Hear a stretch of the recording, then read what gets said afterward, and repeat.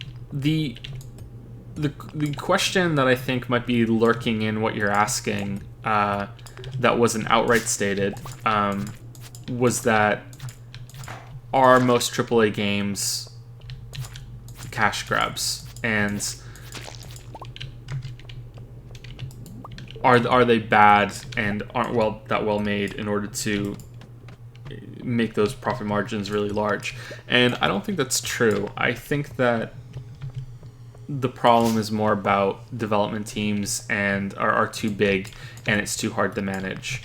And there's a lot of good intentions, and it's going to be quite rare that a studio goes out of its way to make something that is bad and just sent out to make as much money as possible. It does happen, but I don't think it's that common. I think that the problem is that the big dev teams are mismanaged, and that problem hasn't been solved yet.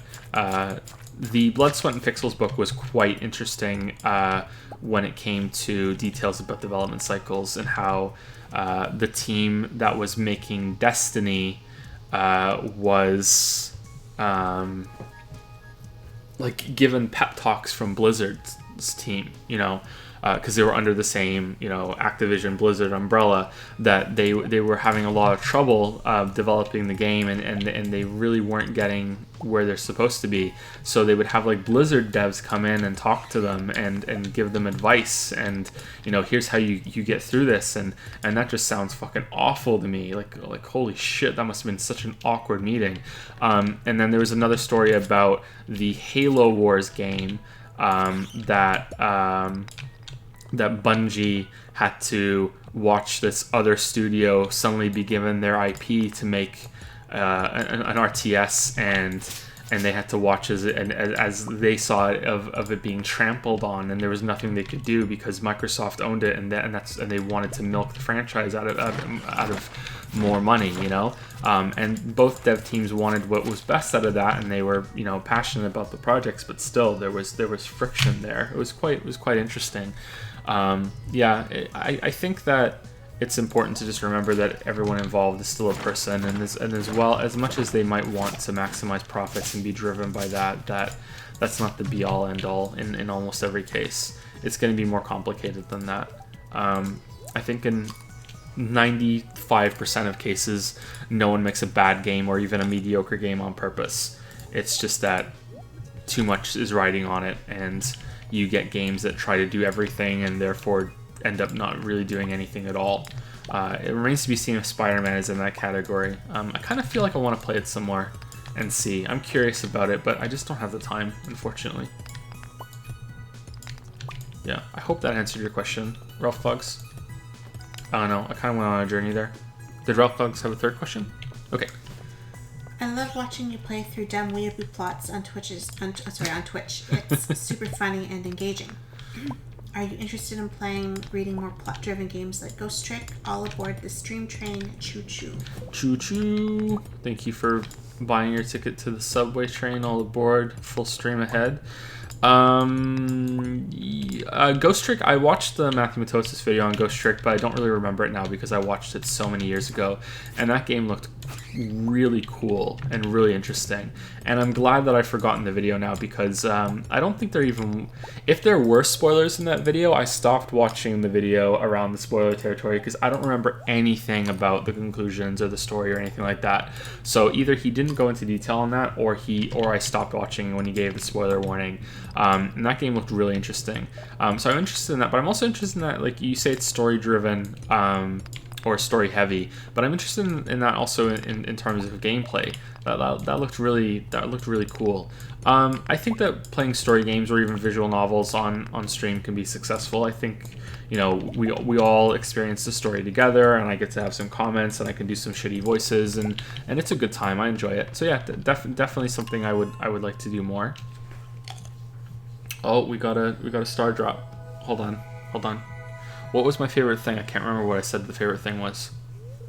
You found a star drop. Your mind is filled with thoughts.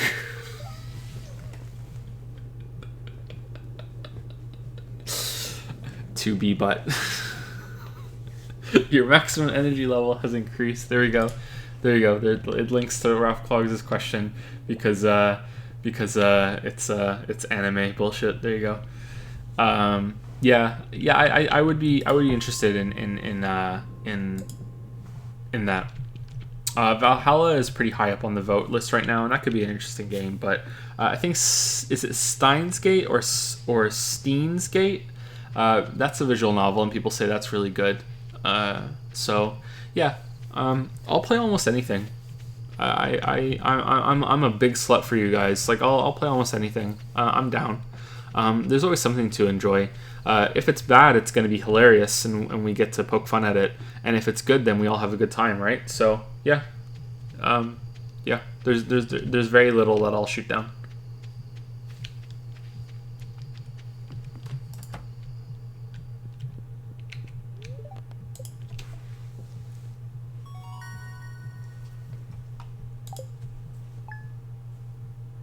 I think that's it. Thank you, Ralph Cox. Pun master. I don't think he's here tonight. I haven't seen him. No? I thought he gave some bits. Did he?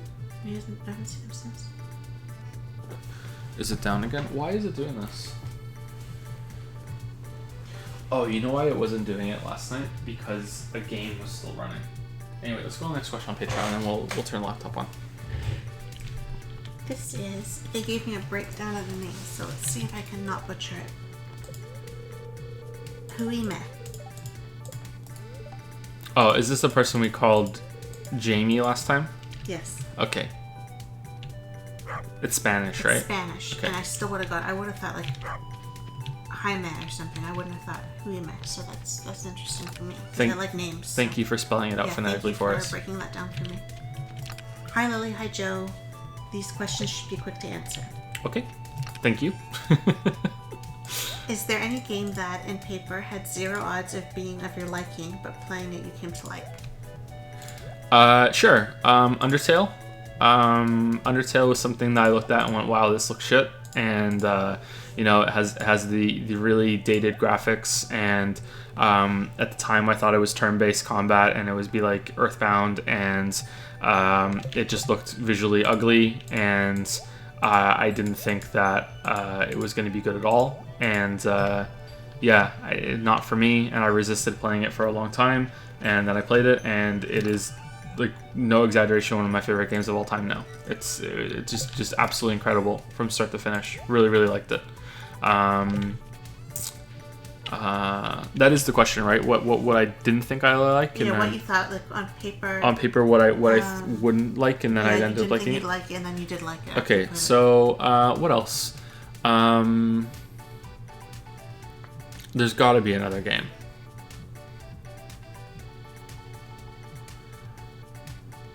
Maybe one we streamed. Oh, I didn't think I would like Xenoblade Chronicles 2 for another stream game, and Persona 5. I ended up liking those as well. Very, very anime, very turn-based RPG, all the things that I really don't like, and I end up having a blast with both of them. So yeah, those are 2 other ones. I feel like there's a game that I did a video on that I say at some point during the video, I thought this would be boring, and it turns out that I loved it. So I'm trying to think of one of them. For an answer that kind of fits, this may surprise you, but Dark Souls. When I heard about Dark Souls and people were talking about it, my initial thought was, "There's no way this game is going to be that good," and it's overblown. There's no way, and it just sounds so.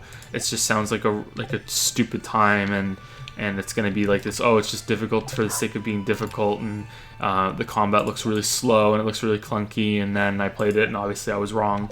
But there was a time when, like, the first time I tried to play Dark Souls, I didn't take to it immediately. It took me a little while to get into it, and I had a couple days of feeling like a self-righteous little hipster going, oh yeah, I was right, this game sucks. And then obviously that changed. And now you're all here. Hello. Little Nightmares? Yeah, someone's saying it was Little Nightmares. Yeah, probably Little Nightmares. Yeah. that I thought I was really not going to like it, and then I did. It was good.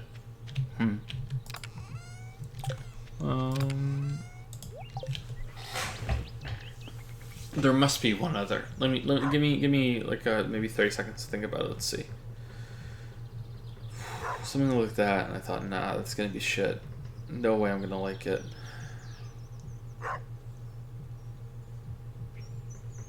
Cookie clicker. Like, come on, there's no way I'm gonna sit here and click this cookie, and then I did. And then it was days later. Why are you laughing? Is it the concept, or is it how I said it? It's how you said it. There's so dramatically, so seriously. There's no way I'm gonna want to click this cookie. No,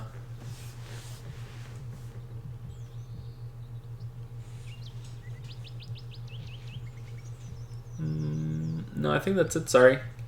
Yeah, it's difficult to think of an answer to that because most of the time, if I on paper I feel like I'm gonna hate it, I just won't play it, right? So instances of getting to that point where I'm proven wrong are going to be rare. So yeah. So sorry I can't give you any more examples. Hey, dog, stop scratching the floor. On the contrary, a game that had everything that you would enjoy, but you couldn't for whatever reason. Oh, okay. I don't think that there is one that really fits that criteria of what you just said to a T. I don't think there's one that's going to be I couldn't enjoy it at all. But there are some that I didn't enjoy nearly as much as I thought and ended up being disappointing. The biggest one is BioShock 1. I thought that BioShock 1 was going to be this amazing game that I would fall in love with, and it was going to be, holy shit, I can't wait. And I was eagerly awaiting it, and watching all the trailers, and I was expecting this big like living, breathing underwater world and have a lot of exploration and like everything that they hyped up in the trailers, and then it came out and it wasn't that at all. And I did enjoy it mostly, and I had a good time with BioShock 1, but I like it's not a classic. It's not like holy shit, I love that game. Like it's just okay, right? So yeah, that's one of them. Most recently, probably Graveyard Keeper. That looked like something I would like. It looked like to be Stardew Valley 2, and I played it, and it's really rough and it's very grindy, and I didn't get very far into it because I haven't had the time. But everything I've read says that it's everything I hate games to be. So yeah, there's that for the more recent example. One of the Assassin's Creeds must be there. It might even be the first one. I can't remember if I really enjoyed the first Assassin's Creed, but I remember being excited for it, and then I played it and I was kind of bored. Same for Borderlands. I thought I would really like Borderlands, and I tried it with one of my friends. Usually we play games together, and we have a really good time. We played all the way through Resident Evil 5 together, and we had a blast. And playing Borderlands, I would rather do anything else. If we want to get into other games like that, Cataclysm in World of Warcraft might be a better example than even BioShock, because I had a guild at the time that I was in charge of. I was a raid leader and a guild leader at the end of Wrath of the Lich King, and I don't think I have ever been more excited for the launch of anything in my entire life.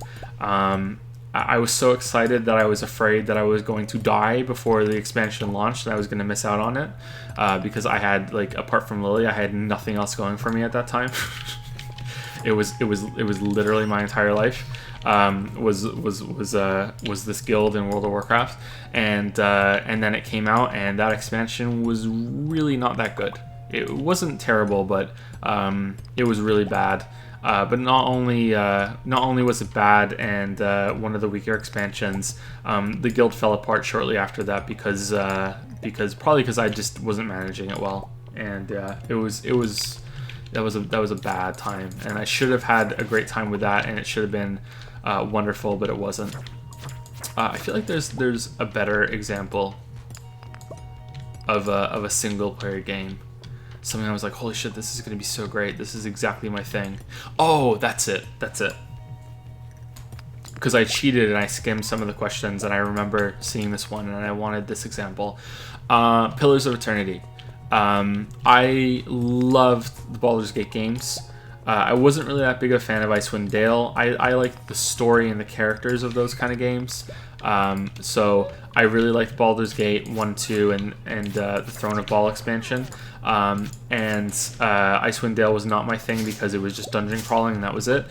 So when Pillars of Eternity was announced and they did their Kickstarter, I was like, holy shit, they're going back to that. Yes, finally, the company realizes that those games were great and they're going to make a new one. And I was so excited. I almost backed it on Kickstarter, but couldn't really justify it. I've actually never backed anything on Kickstarter. And anyway, so I was so excited, and it came out, and I got it, and I played it, and I played it for 2 hours, and I never played it again. It was really boring, and I just wasn't taken by it at all. The characters and the writing and everything else like that was fine. The visuals were quite nice and very very satisfying, and very pleasing, and it was like an updated version of Baldur's Gate 2. But I could not get past the combat. I just couldn't do it. So yeah, I lost interest because of that. Realizing that so much of it was going to be this dungeon crawling part, and yeah, I just didn't take to it. I would love to give it another chance, but yeah, I couldn't. I just really couldn't. In the same kind of vein as that, and this will be the one that we end on, Fallout 3. When Fallout 3 first came out, I was so excited. I hadn't played Fallout 1 or 2, but I was still excited because there was so much hype for it, and it sounded so great. So maybe I bought into the hype too much when that was coming out. But in my defense, I had played Oblivion, and I really enjoyed Oblivion, and I got sucked deep into Oblivion, and I figured that Fallout 3 would just be Oblivion with guns, and that's all I wanted. And the gun combat would be better than the shitty melee combat, and the setting really appealed to me, and I was eagerly awaiting it, and then it came out, and I played it, and I had an okay time with it, but I distinctly remember the first play session I had with it. I got through the vault at the beginning, and I got to Megaton, and I started walking around Megaton, and I went up to the bar, and I fucked the hooker that was there, because of course I did. And I remember after that was done, I just realized that I wasn't really having a good time, and I had no desire to keep playing it, and I was just like, I turned the game off, and I didn't play it for like another couple of days. That's how much like the malaise had set in with it. I don't know what it was about it. It just didn't grab me. It just felt all kind of like playing that game felt like when you're really tired and you're walking around in a daze outside, not really sure where you're going. That's how I sum up the first couple of days playing Fallout 3, especially the first one, the first day. And yeah, eventually I kind of clicked with it a little bit, and I explored half of the wasteland, but yeah, I didn't really take to it as much as I thought I would, and I was surprised by how disappointed I was in it. I don't know if this is a hot take or not, but Fallout 4, for all of its flaws, is way better than Fallout 3. So much better. Yeah, so that's my answer. I hope that's acceptable. Hope it makes sense. Have you played Super Mario RPG? It's from the SNES era, and it was the first RPG that I played that I enjoyed.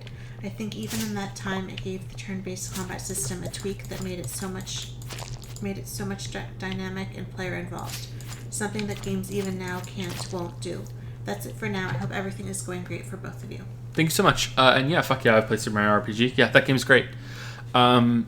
So when we lived in Canada before, and by we I mean me and my family, my mom and dad, we lived in Canada before, and I had a Super Nintendo, and Super Mario RPG was about to come out. And by about to come out, it was just being teased in magazines and stuff, and I don't think there were. I knew the exact release date, but I would be telling my parents I really want this game for Christmas or whenever it comes out. Maybe it got delayed or something. But in the time after hearing about it, and then when it got pushed back, or maybe I'm misremembering, but who cares? Like it's just let's just go with it. We moved back to Britain, and we took our American Super Nintendo with us when we went back, and had to get a converter in order for it to work. Not just for the games, but also to plug into the wall. We had to have these weird kind of, it was almost like putting Tetris blocks together for the socket to fit into the wall, and for the frequency or whatever the fuck it is of electricity to be converted from the British standard to the one to what the American electronics needed. We also had to do it with one of the TVs that my dad insisted on shipping back for whatever reason. So I had an American Super Nintendo while living in Britain. And Super Mario RPG was not released in the UK, so we had to import it. And I remember I wanted it so badly, and I don't know how my parents, or even why my parents did it, but they did import it for me. But it was meant to be like a present for my birthday or something, and they had to give me an IOU instead because they had so much trouble finding it. Even though they had to do that, that was really nice of them, and uncharacteristically nice of them that they did that. So I got to play Super Mario RPG eventually, months after it came out, on my American Super Nintendo while living in Britain, and I loved it. I thought the game was fantastic. It's something that I forget about, and when I think about RPGs on the Super Nintendo, I think of Final Fantasy VI, to some extent Final Fantasy IV, and of course Chrono Trigger, sometimes Secret of Mana. There was a couple other ones too, but yeah, that's I guess the Super Mario RPG, even though it's right in the name, feels less like an RPG because it has some action elements to it. But yeah, it was a collaboration between Square and Nintendo, and it really was great. It had some cool twists on the RPG formula when it came to gaining levels, that you could find blocks, because when you were moving around the levels, and when you hit an enemy, it would go to the turn-based mode. So just like in a kind of more like Chrono Trigger than Final Fantasy, because the enemies would be present on the map when you're moving around, and then you would hit them, and then you go, it would change, and you go into the battle arena, and then take your turn and all that shit. But before that, as you're walking around the levels, as you play as Mario, you can jump, and you can hit blocks. The perspective made it kind of awkward a lot of the time, but there were jumping puzzles, and you could hit blocks and get coins, but you could also get power stars, and it was really cool when you would hit a block and get a power star, and then you could run around the level, killing all the enemies without even going into combat, because you're invincible when you have a power star, as is tradition with Mario. And you could just rack up a lot of XP and get a lot of like free levels as you're running around the map killing dudes without going into turn-based mode. It was really cool. It was a lot of fun. I really liked the action parts of it during combat.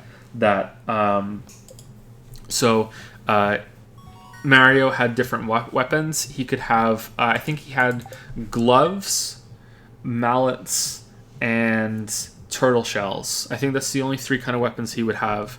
And why are you looking at me? Does it sound crazy to you, like an RPG game of Mario? He could have, I think gloves, turtle shells, or mallets, and each one of them had you would hit A to initiate the attack, and there was a timing on when there some point in the animation, usually when the like his fist would connect with the enemy, you would hit the button again and make it a critical hit. Sort of like in Final Fantasy VIII, when you attack with Squall, you can hit R1 or L1 on the PlayStation controller and have him fire a shot from his gun blade while the blade connects.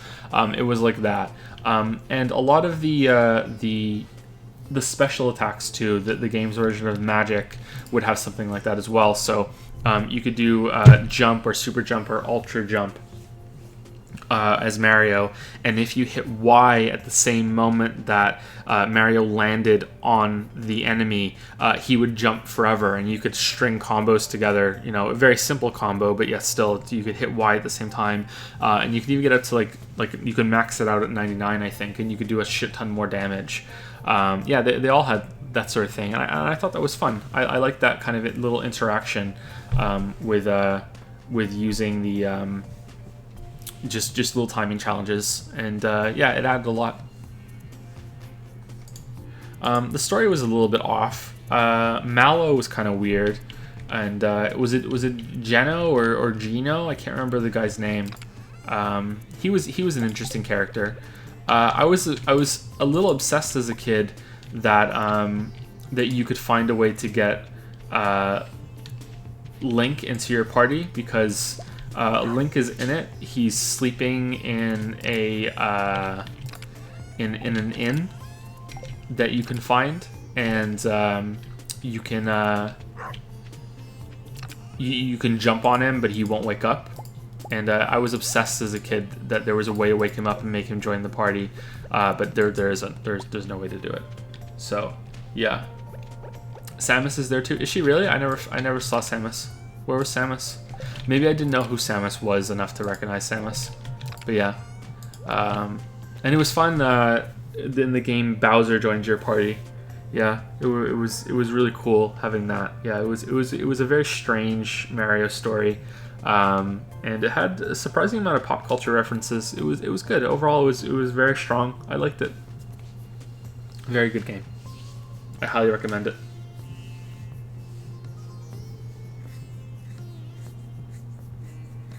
Should we check the thing? Yeah, if you can while you were talking. This controller, man. I'm gonna unplug it. There we go. It's unplugged. You can take it from here. Okay. As long as there's no, yeah, okay. You getting sleepy? You look a little sleepy. Yeah, I'm trying not to, but I'm failing.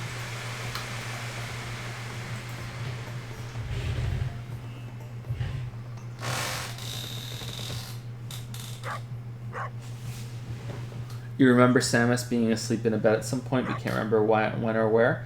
I remember Link being there, but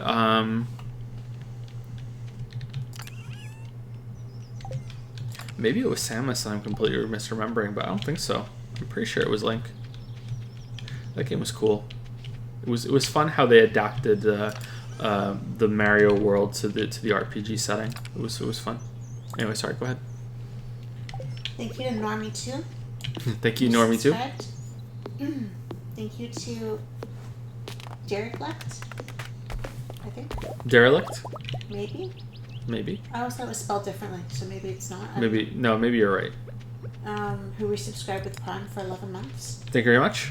Thank you to GKN, who subscribed with Prime. And thank you to Aiden the Knight, who also subscribed with Prime. Is it a new sub, DKN?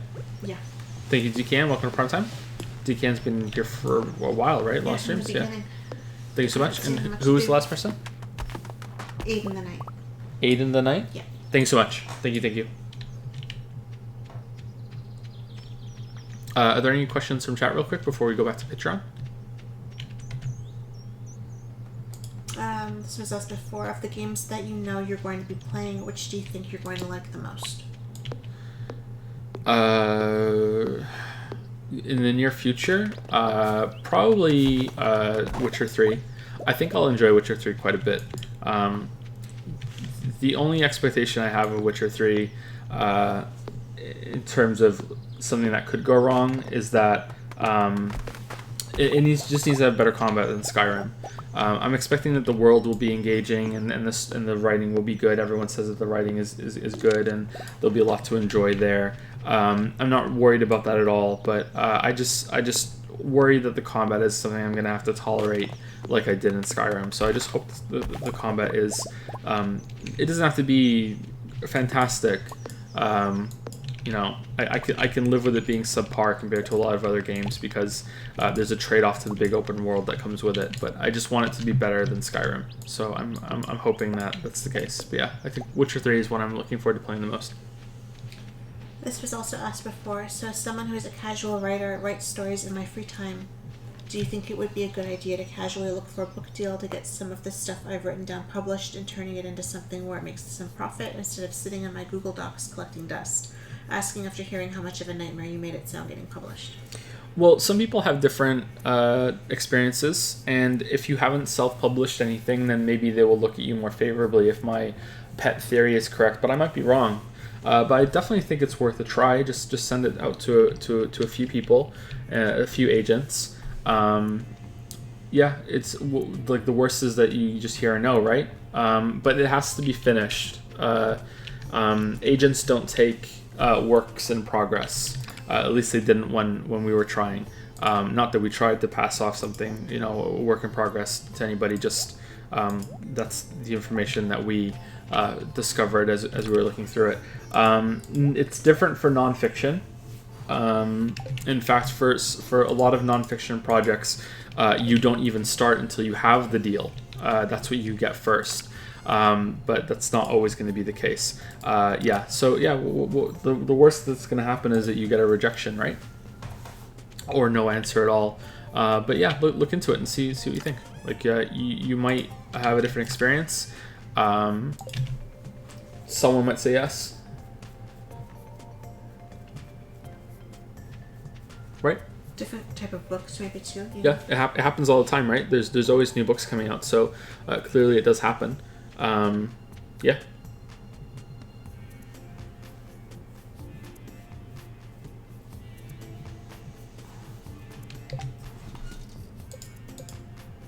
Continue? I think so, yeah. Nazagil.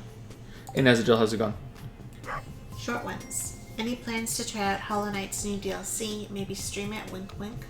They added some absolutely brilliant boss fights, including one of the things you asked for in your Hollow Knight. Ooh, did they really? That sounds interesting. It's winning the Patreon poll right now on Discord, so we'll likely stream it. I'm not sure how I feel about that. I almost vetoed it because Hollow Knight was my game of the year back in 2017, and I wasn't sure if I wanted to stream the DLC, or if I wanted to have that be like more of a personal thing that I did, on my own time, and I could just kind of sink into it.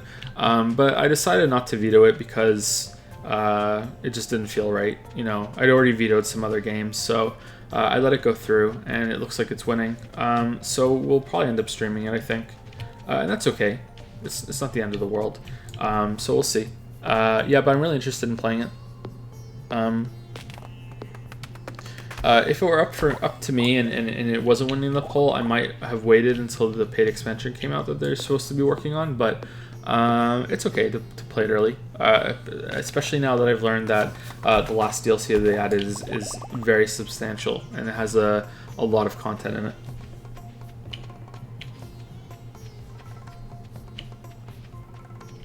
Yeah, that was a short question, right? So he wants a short answer? Short ones usually have very brief answers, right? Yeah, he said short ones. Okay, alright.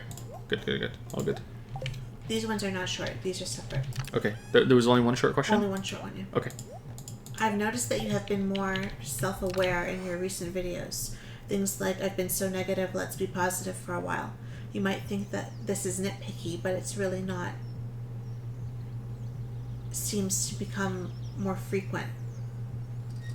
I am not saying this is bad, just wonder if you are aware of this trend yourself. Okay. Responding to criticism and taking criticism, using that to be better is an important part of the process. That's what the videos are meant to be, right?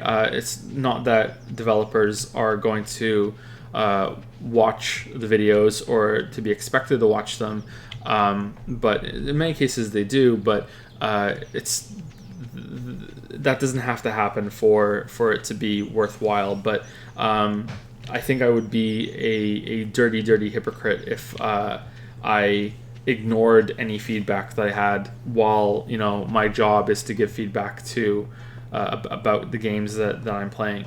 I have read a lot of comments about how I'm too negative and I'm too nitpicky, and sometimes in the videos, especially in God of War, it may seem like I'm directly responding to them. But I'm not really, especially with the example you had, this may seem nitpicky, but it really isn't. That one is not in any way trying to soften what I'm saying. It's actually there because of what happened in the Odyssey video and to some extent the Breath of the Wild video.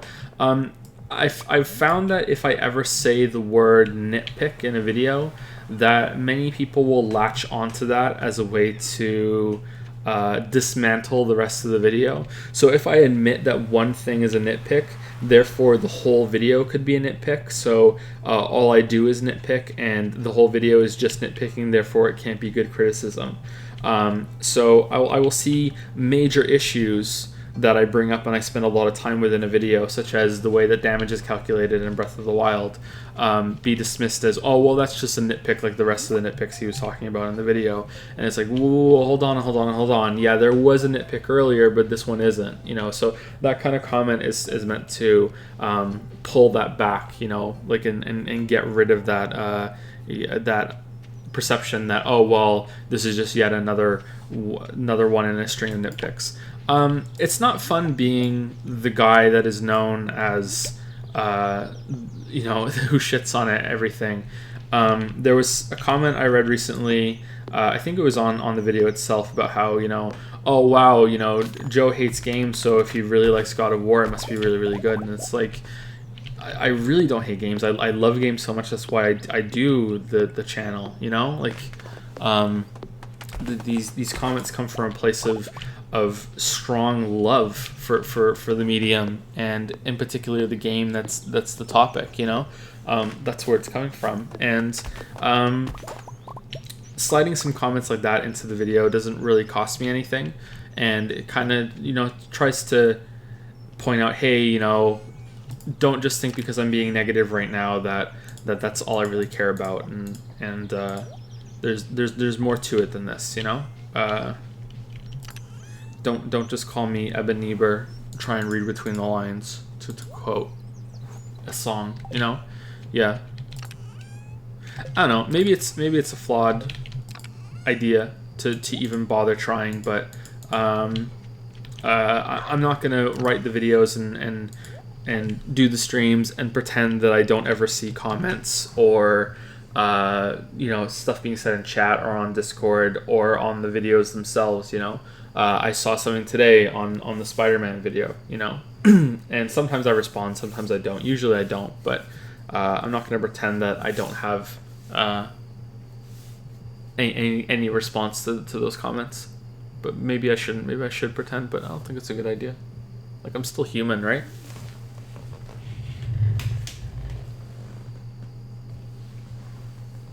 Human after all. Yeah. That's all I can say about that. I feel like your video runtime might become a serious issue.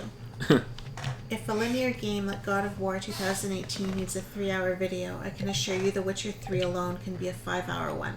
Personally, I enjoy your long videos, but I think anything longer than 1.5 hours could really start to scare other people off. Not only that, many people will also let the video play in the background while doing their own thing if it's too long, defeating the whole purpose of supporting arguments with visual evidence. I think at least providing some timestamps like some of your older videos would help a lot. Do you think this is a real issue, and if so, do you have any plan to solve it? Yeah, it's an issue, and I should have put timestamps and some chapter breaks in this most recent video, but for some reason that didn't feel right for this project. And feelings can be wrong, so maybe that's a case of me making the wrong call there. But for some reason it just didn't feel like the right thing to do. Whereas with Breath of the Wild it did, and in Odyssey it didn't there either. It didn't like I don't think that needed it. I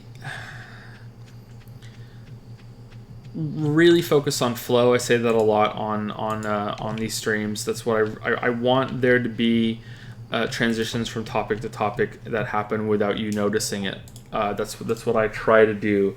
And putting a title card on the screen with "Hey, we're about to talk about this now. Here's a break" is just the perfect way to announce, "Hey, we're moving on to something new," and it's kind of the opposite of I want the videos to be. However, there's a compromise where I could put timestamps in a comment below or in the description without having them display on the video like that, but then a lot of people are going to miss those, and it might not work out. It might be a waste of time. I don't know. I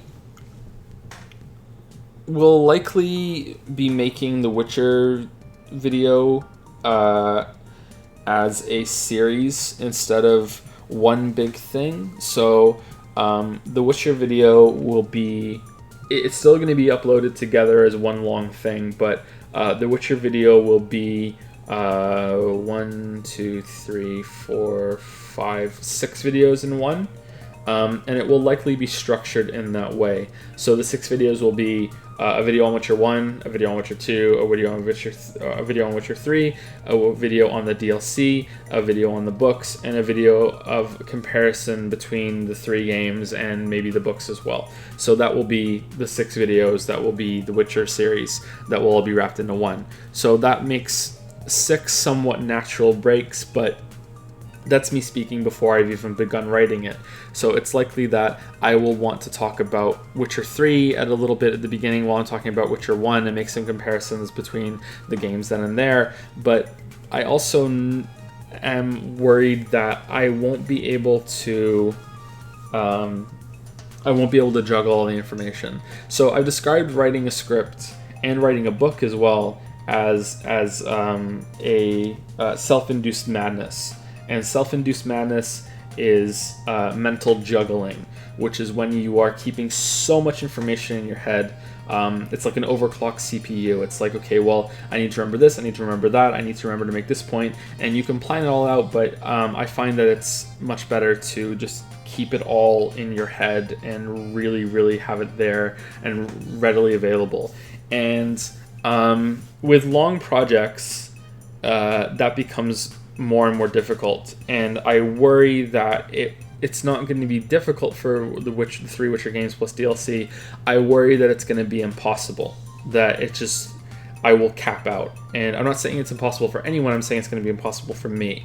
And that kind of style of switching between so many points from different games and different parts of all the games is not going to be feasible. So you can see it in the God of War video. There are times where I'll be going through the majority of the video is going through the game step by step, but sometimes I will jump to the end, sometimes I'll jump back to the beginning.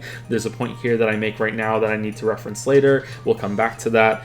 Sometimes I don't. Well, usually I don't even say we'll come back to that. And so on and so forth. I think you get the idea.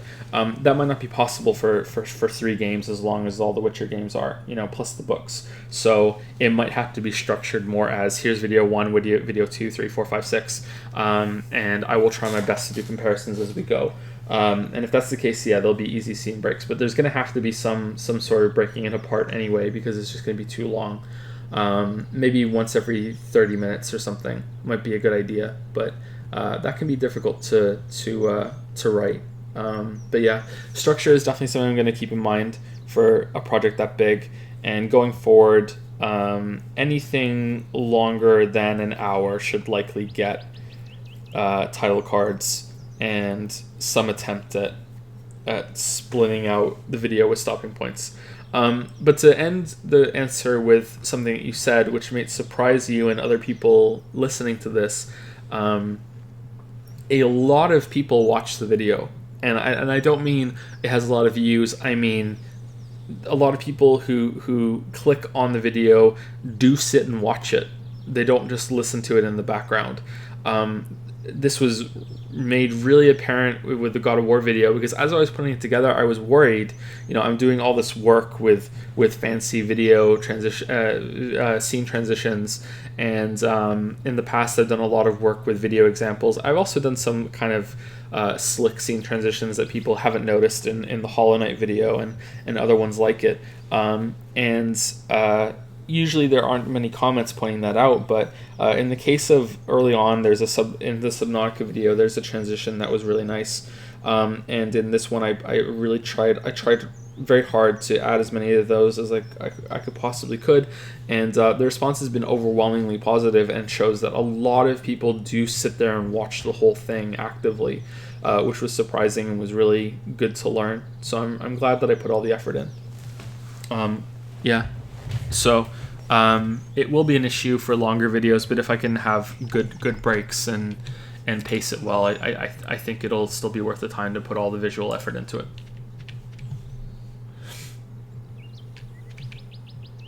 Sorry, but the visuals on the screen right now kind of went away. I had my eyes closed while I was answering that. Had to do some live juggling. Hope juggling is a good way of describing that. I think it is, but it might sound a bit cheesy, but it makes sense to me. Anyway, next question from Nazajil. I think that was it. Oh, that was it? So one short one and two longer ones? Yeah. Okay. Let's just keep going with Patreon. Irvin is next. Irvin? Hey Joe and Lily, hope you've both been doing well. I've been thinking about game collecting and preservation recently, especially with Nintendo's recent threats to game ROM sites. And I wanted to know a little more about your views on this topic, considering this. Do you do any kind of video game collecting, or are you fairly unattached to the games you've played before? Yeah, I'm unattached to material things in general, not because of any, moral high ground or meditative work or anything anywhere close to that. It was just a symptom of moving around so much as a kid and losing so much shit. When we moved back to Canada the second time, my parents didn't refuse to ship my most prized possession, but they made it very clear that they didn't want to, and there was a huge guilt trip involved. And I just was like, okay, fine. I don't want to have the fight, and I don't want to have this big issue and it being hung over my head for my entire life, because that's the kind of people that they were. They do you a favor, and they're gonna want something in return at some point. So yeah, it's been fairly easy to not really care much about material objects in games are among that for me. But that said, that might not be the way that I am forever. I'm starting to warm back up to that. We lost a lot of stuff in this move just now because we couldn't really organize a way to ship everything across the country. We mailed all of our stuff, so that means that some things that couldn't fit in the postal service obviously couldn't get here. But we made very sure that everything, and I think we were successful, right? Everything that the kids owned came, right? We didn't leave anything behind. We left one thing and we replaced it. We replaced it? Yeah. There was one thing that couldn't fit in the box, so we replaced it immediately, and he never noticed. Yeah, it was I know what it was. Yeah, okay. So yeah, we made sure that the kids didn't sacrifice anything, even though they wouldn't notice because they're too young. But we made sure to do that, and by extension of that, I'm starting to get too attached to a lot of things that the kids have. Photos of them. We have photo books of the kids. Special toys that they have. And it's making me remember some of the things that I used to have, and I'm warming up a bit to that. And a game collection sounds right up my alley. Yeah, I don't know. I'm simultaneously not into material things, but yet when it comes to hardware boxes, I can be a little bit of a hoarder. I don't know why, but that's not out of any necessity of I really like having the thing. It's more of a worry of, oh, what if I need a part that came with it at some point in the future, or what if I forget what the part is and I need to go to the box to have a reference to it or something, or what if I need this a backup computer later on? You know what I mean? Like that sort of thing. So I can see it there. But yeah, a video collection would be pretty good. Could replace Yoshi's Island since it broke, right? I forgot to finish it. Yeah. I have a lot of Super Nintendo cartridges. But I don't have any of my Nintendo 64 ones anymore. And a lot of my old PlayStation 1 games are gone too. Again, I'm sorry to bring up my parents yet again. It happens a lot sometimes during stream. But when my dad left to go back to Britain after my parents split shortly after we moved back to Canada for the second time, my dad took my N64 and all of my games. And his justification was, number one, he was the one that bought them, so they were really his. Even though it was like presents for Christmas and birthdays. And number two, it won't work without an adapter in Canada anyway because it's a British system, so I'm taking it back with me to Britain. So that's all gone, so N64, Mario 64, Jet Force Gemini, and Banjo-Kazooie, all those games, all that, like a collection of about 25-30 games, just gone. And some PlayStation 1 games too, which is, hey, they're not the end of the world, but that's another way of just kind of losing a bunch of that history and a bunch of old games. So it's just gone. Yeah, I'd be interested in getting into it. It's important, game preservation. That's why there's a lot of legal gray area when it comes to ROMs. That I think there has been a few cases where the original source code or source files, I'm not sure what exactly it should be called. I think the source code is gone, right? And if it wasn't for a ROM, it would be gone forever. Something along those lines. Didn't that happen with at least a couple of games? If it weren't for Yarhar, you are a pirate, some things would be lost forever. Yeah, it's I think it's important, and I support it. Also, I don't think it's morally wrong if you have the cartridge, or at any point you bought the game and you paid money for it. I think you have every right to emulate it. I don't think there's anything morally wrong with it. If you never bought the game and you're emulating it, then okay, now we have the questions. Is it available for sale? If not, then okay, yeah, I think you're fine to do it. If it is it available for sale at a anywhere close to a reasonable price, then okay, then you should get it instead of pirating it and then emulate it if you want to.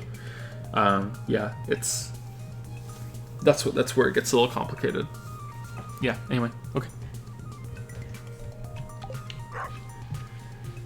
With the growth of online game marketplaces, do you prefer getting physical copies of games or digital copies when the choice is available? It seems somewhat irrational these days, but I'm still somewhat attached to getting physical games because it feels like there's less risk that the publisher will take away access to those games, like what happened with PT, or even just looking at Nintendo's track record with digital games.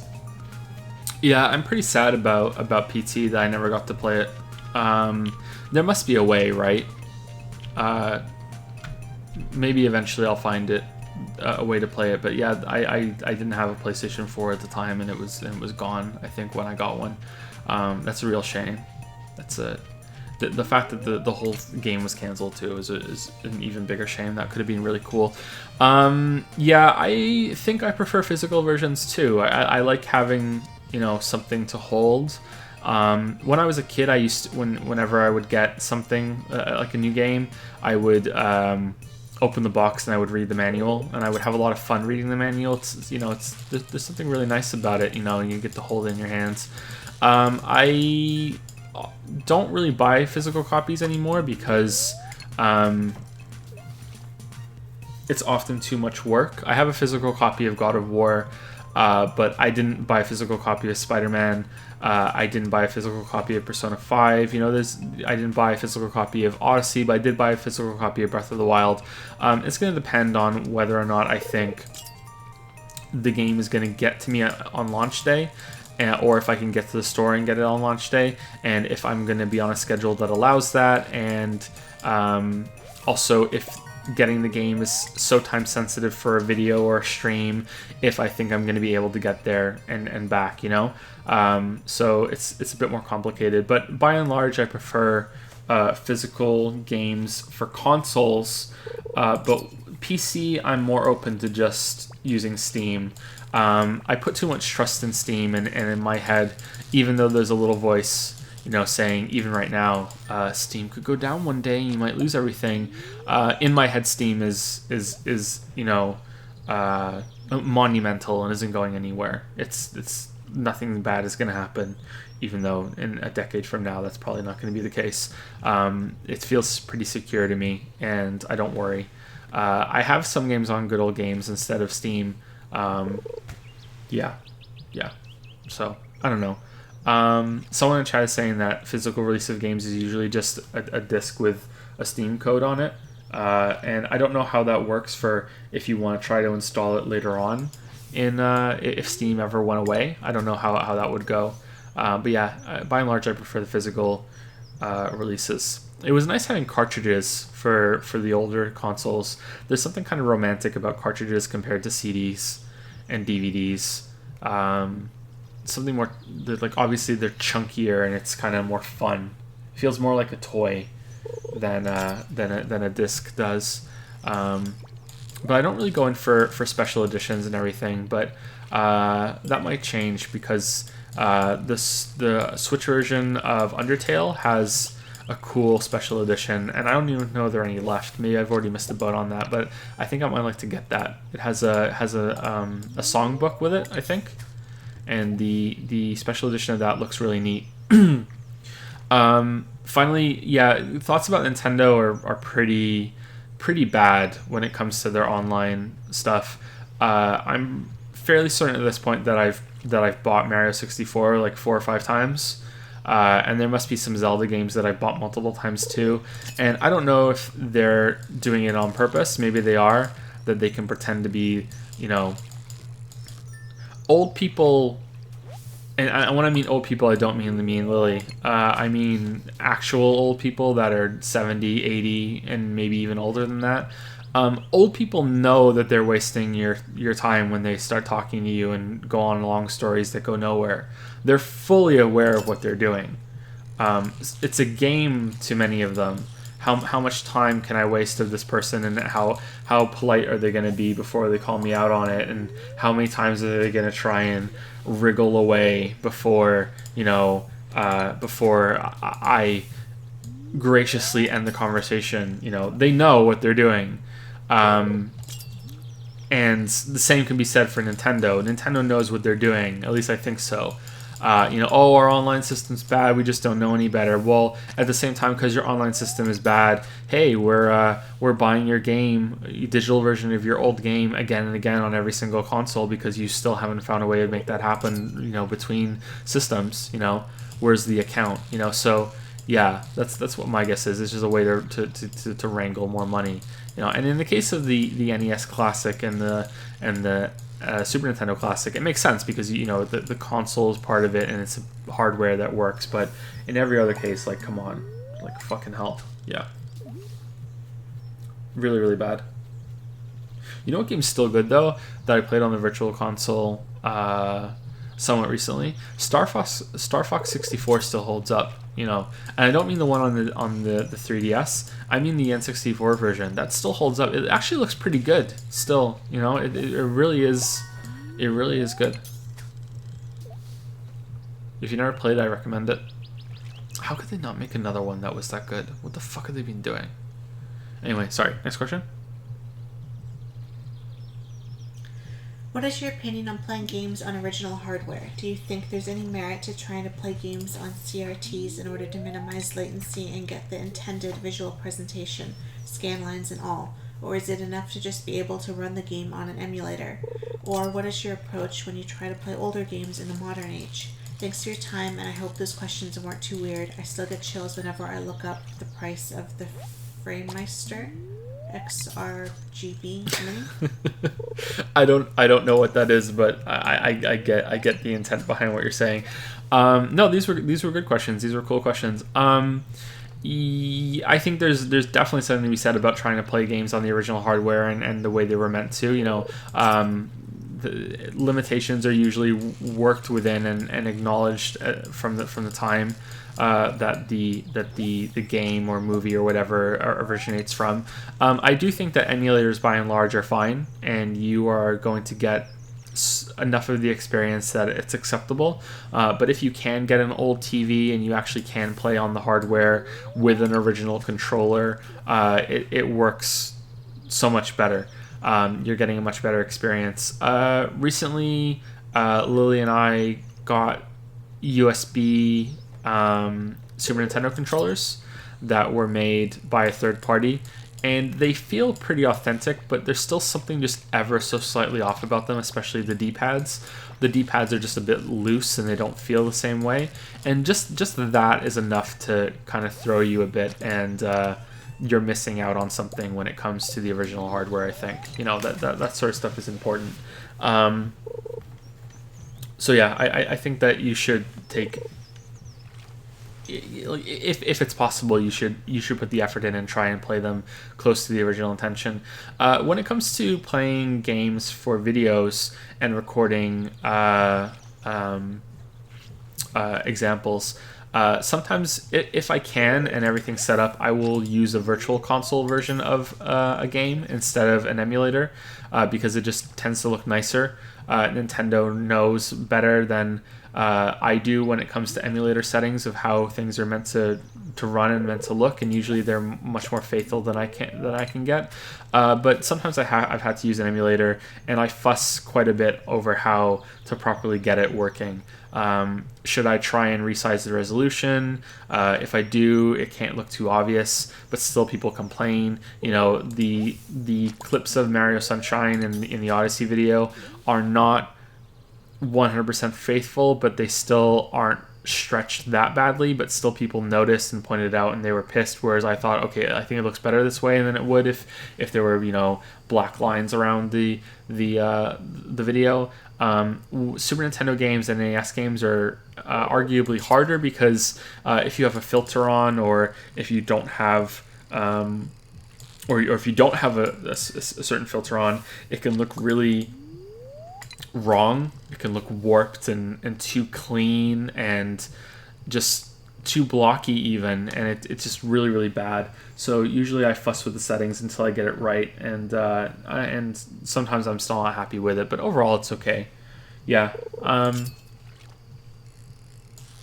It's kind of sad that a lot of people will play these older games without experiencing them properly, on the console with the right controller, and yeah, there's something romantic about them, as bad as that might sound. But yeah, I miss just having the simple Super Nintendo that you would put the game in the console, press turn it on, and it would just load up that specific game without any here's the main menu, here's the home menu, here which app do you want to start, and do you want to go online, and here's YouTube, and here's Internet Explorer, and all this other shit. And as good as that functionality is, and I'm happy that it's there, and I was very happy when it first came into consoles because they could double as little PCs, there's something more straightforward and elegant about the older consoles that I miss.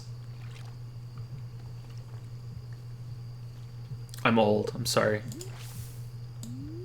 Thank you for the questions. Those were good questions. How many questions do we have left, Lily? How many pages? We're on 19 of 31. 19 of 31. Okay, so if we do maybe one or two more, we should probably be able to finish tomorrow, but there's no way we're finishing tonight, right? No. Yeah, so if we do one or two more, we should be able to finish tonight. Let's take some from chat before we do that, and then we'll wind down the stream. Are there any questions from chat that I've been missing this whole time? I don't think so. They've been talking amongst themselves a little bit. Are there any people we have to thank? Yeah, there was one before. There's one now, but it's turned off again. Yeah Boy Zeus. Before Ya Boy Zeus, there was somebody else. There's somebody else before Yeah Boy Zeus? Okay, let me turn the laptop on 1 second. Unless I can find them here. X Fluffy Corn. X Fluffy Corn. That's an Yeah. interesting name. They subscribed with Twitch Prime for 8 months in a row and said howdy. I believe that's it, but we might have missed someone, and I don't want to miss anyone.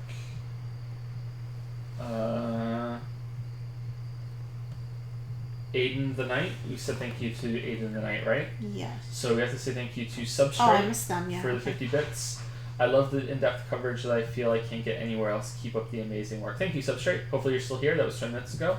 And thank you, A. Kemar. Is that an M or is it an R N? Can't tell from here. I think it's A. Kernar. I think it's an R and an N for the 913 sub. Thank you very much. Hopefully you can still hear me because I'm looking away from the microphone right now. Thank you very much. A. Kernar.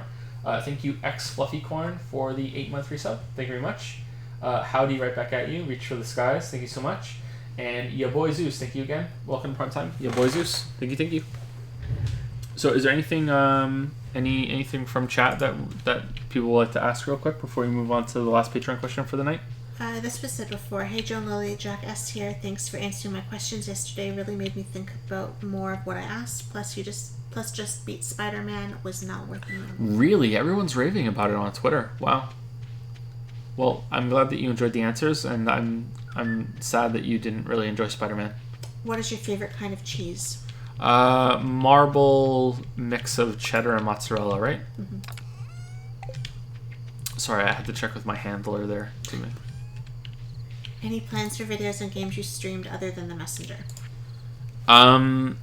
Yes and no. I don't want to say anything because if it doesn't work out, that it might be disappointing for some people. But yeah, I'm hoping to be able to get into a rhythm with it. But I have a very short turnaround on some projects with shorter videos. I'm hoping to even start doing videos that I don't even write a script for. That I just play a game and then give my thoughts about it and then put some light footage to those thoughts. But I don't know if that's going to be possible. And if it is, it probably won't go on the main channel. It'll probably go on the second channel. Stream highlights are going to start going on the main channel as well soon. Nick, who does the highlights, just moved to America. And he is obviously getting used to that and adjusting. Yeah, but I think the next one that he makes is going to be going on the main channel. Do I like analyzing story or gameplay more? Story seems to be more comfortable for me to do, but I enjoy the challenge of analyzing gameplay. I don't think anyone is good at analyzing gameplay at all. No, but I don't think I'm good at it. I don't think any other YouTuber is good at it. I don't think any journalist is good at it, any reviewer. There's nobody. We haven't solved that yet. And all of us on YouTube right now, and many people who are even writing books about it, are still in the early stages of criticizing a medium that are stumbling in the dark, trying to work it out. Not even developers? Yeah, not even developers.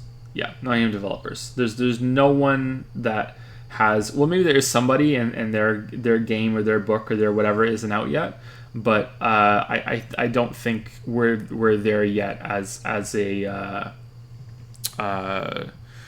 subculture. Is it subculture or subgroup? I don't know what the definition is. Yeah, I don't think we're there yet. I think we will be there at some point, but we're not there yet.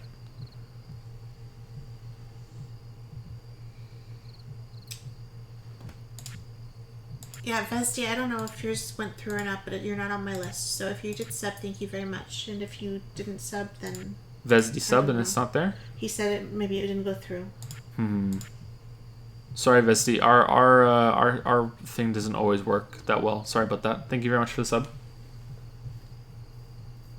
Have you or Lily watched It's Always Sunny in Philadelphia? It's like Seinfeld without a laugh track and about bad people. I've watched the first 4 seasons, I think. I got gifted a DVD box set of the first 5 or so seasons, And when I got to the end of season 4, I opened the next DVD box set to put in the disc number 3, and there was another disc number 2. So they made a mistake with packaging, and I had 2 discs 2 for season 4 or whatever, no disc 3, so I couldn't continue, and I didn't want to skip over episodes, so I just stopped. So I'll watch it. yeah. I think I'll like it. But I think it's a great show, and I'd like to get back to it. And also, Lily saw parts of it, and she wanted to start watching it with me too. So I'll wait and we'll watch it together. Thank you to Goober for the 100 bits. Beepus. And thank you to Arcane24 who resubscribed with Prime for 2 months. It says month 2 of many. Thank you very much, Arcane24. Thank you. And who gave some bits? Sorry? Goober. Thank you very much, Goober. Thank you for the 100 bits. Are they Jack Ryan bits? Thank you very much. We're talking about Always Sunny in Philadelphia. Leslie says, I believe this is my 3rd month subbing with Prime, but I also just became a patron a few minutes ago. Thank you very much. Thank you, I don't Leslie. know why it's not showing, but it's not. We don't have an email set up right now or visible for us, so we can't see new patrons as they come in during streams. I wonder if that can be set up somehow to show up on the stream feed. It doesn't happen often, but it does happen. Thank you very much, Leslie. Thank you. And Ralph Clogs used 10 bits and says, what do you call a man reclining on a doorstep? Matt. Yeah. Thank you, Ralph Clogs.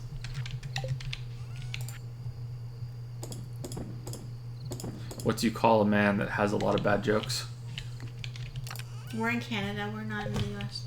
Ralph Clogs. I'll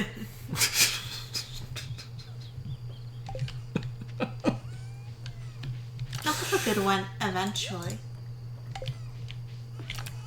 Who? Ralph Clogs. Nah, Ralph Clogs Eventually. has had a lot of bangers. Let's be honest. Eventually. That's his new thing. Let's go to the next Patreon question. This might be the last one that we do for tonight, but if it's short, we'll do one more, and then we'll definitely be able to finish tomorrow night. And like we said at the beginning, in case you weren't here, we're gonna have to make some changes to the format. Either we'll have to up the reward tier from $3 a month to $5, which is not likely going to happen. The one that's likely to happen is that we are going to limit the questions from 3 questions per person down to 2. Because these are taking up too much time. I know that may sound bad, Lily and I don't think our time is all that important. Obviously, we think it's somewhat important because, we have the boys to raise and time, at night when they're asleep is quite rare and precious. But in general, it's not our time is too important to do the Q&A. It's that it's eating into video work time as well. There has to be a balance, and doing this multiple nights every single month is definitely going to eat into that, and it's just too much. We've been trying to cut chat's questions already. I don't feel comfortable ignoring you guys altogether. Yeah. We discussed that. You're still here watching and supporting, so it's not fair for us to just do question after question after question and ignore all of you too. We're using that medium for it. Just turn chat off. But we are trying to focus more on the Patreon questions. Yeah. Anyway, with that said, let's go to that.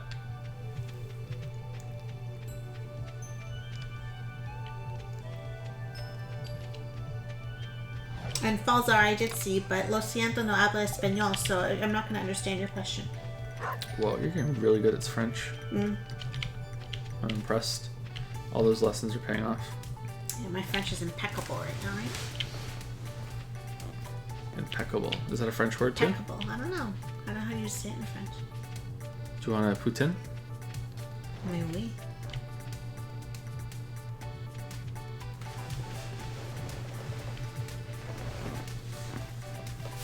Jonathan S. says, congratulations on surviving the grind. Obviously this post is before the video is uploaded, but I'm sure that it's amazing. On to my questions. Any opinion on Rage 2? I have literally no clue what is important about it, but if it is even worth playing. Sorry. I watched the trailer at E3, or the one that was released before E3. I can't remember. Maybe I watched both of them. I can't really remember. Sorry, that a lot was going on around E3 for us. I thought it looked really good. I've played a little bit of Rage 1, and I thought it was bad. Surprisingly bad. It didn't feel right. I've played quite a few shooters that had a problem with it not feeling right, and with Rage, I can't remember if it was one of the ones where I felt like the character was on rollerblades as I was moving around, or if it was that the mouse felt so floaty that I never felt like I was aiming properly. Maybe it was both in the case of Rage, but it was so bad that I didn't even play it for more than about 2 hours, I think.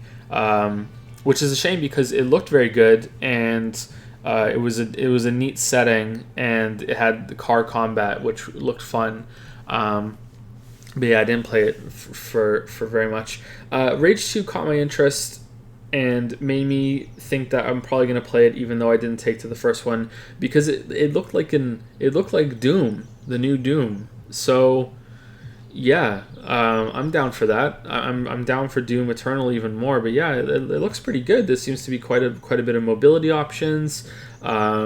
There was some fun stuff shown in the trailer. Yeah, it looked really like Doom, where you're killing like bandits and maybe mutants instead of demons. And yeah, I'm interested in that. Yeah. Obviously, there's not much more I can say because the trailer didn't really show that much. But I thought it looked interesting.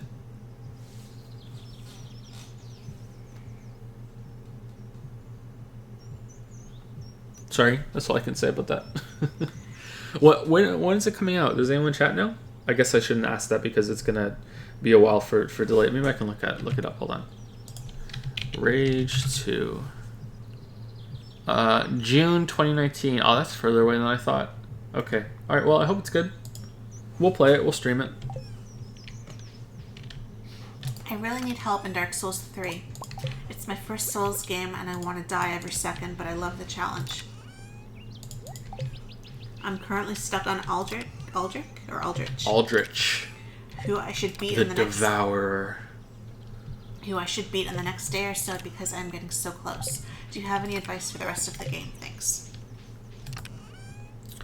Aldrich can be fairly difficult. Aldrich has a little bit of bullshit now and then, and you know the teleport away, and then one of the attacks that he/she/it can do can sometimes be quite difficult. I beat that boss on my first try when I first played the game, and then on my second run I think I died 5 or so times in a row, and I got really frustrated because I was like, what the hell, I beat it on my first try when I first played it, why am I dying now? So I think it's one that you can get lucky on or unlucky on depending on how comfortable you are reacting with the spells, but there might be a way to cheese it, but that doesn't matter because it sounds like you're done. I don't really have that much advice for you because if you got to Aldrich, that means you got through Pontiff, and if you beat Pontiff, you can beat anything in that game. There's nothing more difficult than Pontiff, you know, in terms of a spike. There are some bosses toward the end that are more challenging, especially in the DLC. But yeah, that's the biggest spike, and if you can get through Pontiff without summoning, then you should be good to go.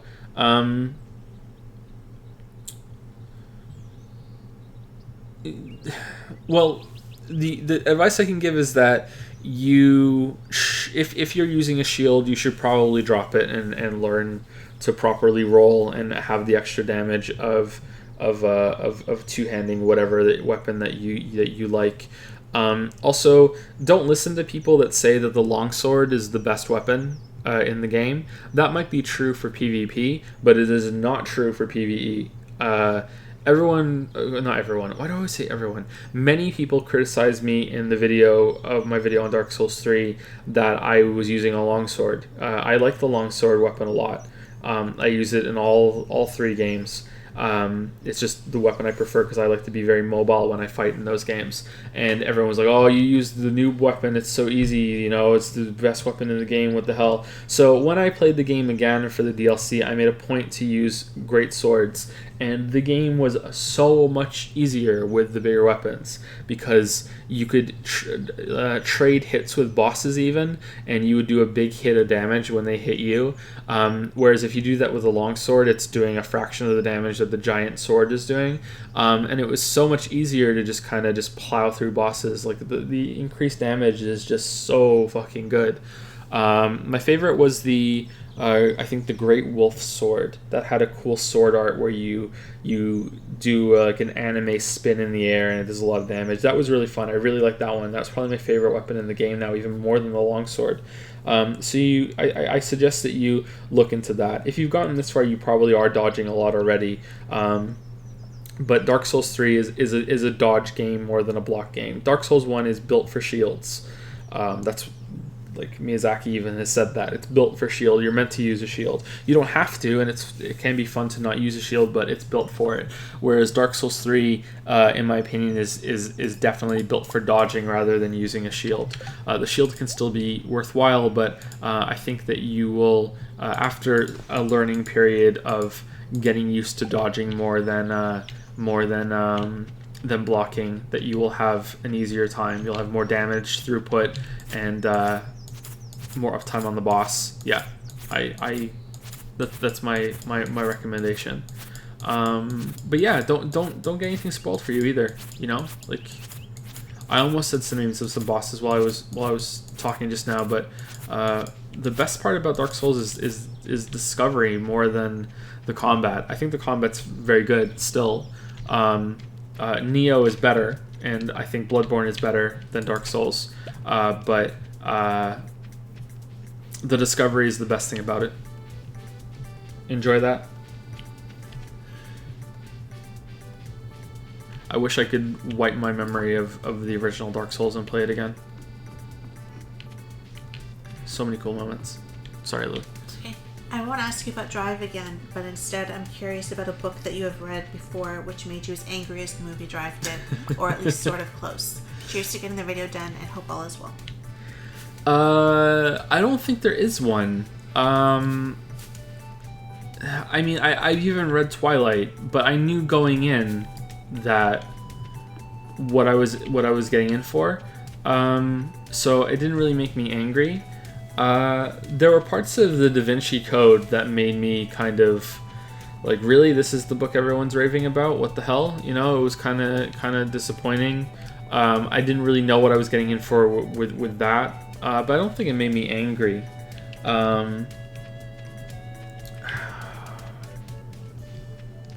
Okay, so I have an answer for you, but it's not going to be a satisfying one, I don't think.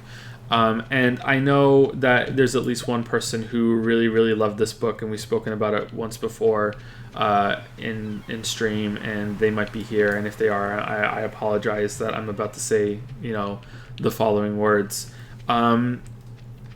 Robin Hobb is my favorite fantasy writer. Arguably the only one that I really like, because I didn't really like a lot of fantasy that I've read, so I've stayed away from it. The Farseer trilogy, which follows a character named Fitz, is in particularly very important to me because I read it right as we moved back to Canada, and I left all my friends behind when we moved here, and I didn't have many people to talk to because I hadn't started school yet, and I lost myself into these books, and they were really, really, really, really, really important to me, and I enjoyed them a lot. The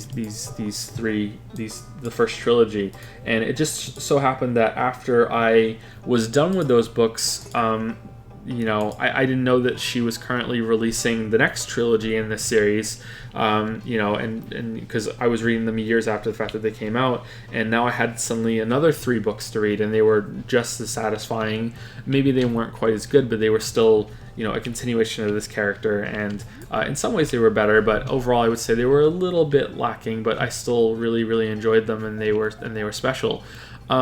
So when she made another trilogy about a decade later, following the same character, which may sound like a cash-in, but I don't think that's the case. Enough time is between these sets of books, and she's written quite a lot of other books that I think it's that she wanted to write these stories. But when the new trilogy came out, I was really excited, and I read them, and the first one was okay, and the second one was also okay, and then the third one was so bad that I was very, very disappointed and close to angry. And I don't want to spoil it in case anyone hasn't read those books or didn't even know that there was a new set of in the Farseer stories, because they are fairly popular, but books aren't really released with much fanfare, right? There's very rarely a commercial for a book release. At least there wasn't when we would watch TV a lot. Do you agree with that? Like what when compared to movie trailers and game trailers and yeah. So I don't want to spoil it too much or at all really, but I didn't like the focus of the books. The series until now have always been from Fitz's perspective, first person perspective, and that changed in this series. Now there were scenes with another character also from their first person perspective, and it was switched between the two of them, and I didn't like that. I wanted it to be more just about Fitz, and that's the character that I think embodies that whole series. And I didn't like that plot points were repeated so much in the third book. So again, I think I can pull this off without spoiling anything, but don't spoil because there's someone in chat right now who doesn't want to read the ending. They don't want to know. There's someone is being held captive, and throughout the third book, technically it's even earlier than that, but it's really bad in the third book. Someone is held captive. Actually, it starts in the second book, this problem. Someone is held captive, and they keep escaping, and then they keep getting captured again by the same people. And the first time it happened, it's like, oh, okay, it was making you think that they were going to get away, and then, oh, it turns out that they don't, so it's kind of subverting your expectations. Okay, that's kind of cool. But the 8th time it happened, and I don't think I'm exaggerating, and if I am, I'm only exaggerating a little. I think it happens at least 6 times. But let's go with 8 because it's funnier. The 8th time it happens, I'm like, really? I'm rolling my eyes. I'm like, really? What the fuck? This is, this should be better than this, Like, how does it's starting to look like a Benny Hill thing, it's just fucking terrible, man. And yeah, the ending is, I won't even say anything about the ending other than I didn't like it at all. Overall, I would say that the biggest problem I had with it was what a lot of people have and say about Luke Skywalker in The Last Jedi, that they feel that the character was fundamentally changed from what came before, to the point that it was, it's incomprehensible that this is so different. It's fan fiction, it cannot be the same character. There's no real connection here, and that's how I felt about Fitz in these books. It felt like such a different character that I don't understand how it happened, and that was really disappointing for me. But I'll give them another chance. I'll read them again at some point in the future, and maybe I just had too high expectations. Maybe I was in a bad place when I read them. Maybe I was just being like a fuddy-duddy or whatever the fuck. But yeah, I was pretty disappointed, to say the least. I was so disappointed. My voice just broke a little bit. Yeah, I was disappointed. I think I'm losing my voice, Lily. It's going. Again, you're talking for so many hours. Yeah. Pretty much straight. It's going, man. It's going. I just get to sit here and listen. Yeah, it's going. I've never lost my voice completely before. I wonder what that's going to be like. Maybe I won't. Maybe I'll just lose it a little bit. Yeah. Sorry to anyone who's a big fan of that. I know there's at least one person who said, I mentioned on stream, I'm reading the second book in that series, and they said, oh wow, the third book is one of my favorite books ever, and I was like, oh shit. So I'm very, very sorry. Anyway, was that the last question from them? From them, yeah. Jonathan S., right? I believe so. I scrolled down already. Okay. I think it was Jonathan S. What's the next question? Is it an easy one? Yeah, Let me read them real quick. The first one is easy. The third one is easy. The second one, I don't know. Yeah, we can do these ones. Okay, yeah, let's do these ones, and that will be, and then we'll briefly talk to chat, and then that'll be the end of tonight's stream. Yeah, we can do these ones. Nick says, "Hi, Joe and Lily. Here are my short-ish questions again. Can't wait to hear your answers on stream. Short responses are perfect. Okay. For both of you, what is your favorite meal that you or someone you know can cook?" The best meal that Lily cooks is her homemade lasagna. It is very tasty. It is better than any lasagna that we've ever had anywhere else. A lot of people raved about Eastside Mario's lasagna, and when I had it, it kind of tasted like Chef Boyardee to me, and I didn't like it at all. But your lasagna is way better. The favorite meal that I cook is either steak or stew. Usually it's a beef stew that I put together. Beef, potato, carrot, and sometimes I put celery in it, but not always. It's pretty simple, but I like it. I tried to experiment with a chicken stew a while ago, and Lily liked it a lot. I didn't think it turned out that great, but Lily really liked it, so I'm going to try and see if I can do that again. I like to cook, but I don't really have time to do it. I haven't cooked properly in a while now. But yeah, there's that, and also the traditional kind of turkey dinner for Christmas or Thanksgiving. I'm looking forward to that. Yeah. Thanksgiving's in a month, so for us. That's for me. What about you? My favorite that I make is probably the lasagna. As well? Well, it's probably my best one. It just takes like 4 hours to make it, so I never do it. But it's hard with the kids now to be like, entertain yourself for 4 hours so I can make lasagna. But I also like when I do the chicken potato vegetable in the oven with the zucchini and the eggplant and the broccoli and the okra and the carrot and everything. It's I really enjoy that when I make it. For you, I like the steak and the lamb chops. I like a lot for something simple. Yeah, you really like the lamb chops. Yeah. I really liked the chicken stew. The first time. The second time it wasn't as good, but the first time was so good. The first time I didn't trim the fat off of it, and that's what it was. It got all mucky, and I remember it was like sludge when it first came out of the pot. But it was delicious sludge. Yeah, but after it went in the fridge and it was reheated the next day, it was better somehow. Yeah. Like it was way better the second day. The first day I was like, oh god, what have I done? I've wasted all this chicken, and then the second day it was pretty good. But the second time I tried to make it, I trimmed all the fat off of it, and it didn't turn out that well. Yeah, so I don't know. I just kind of accidentally stumbled my way into it, I think. And Delicious the turkey sludge. I really enjoyed too. The turkey, and you made prime rib that time. That was really good too. Yeah. But yeah, It's always hard to get that though, and for it to not be so expensive.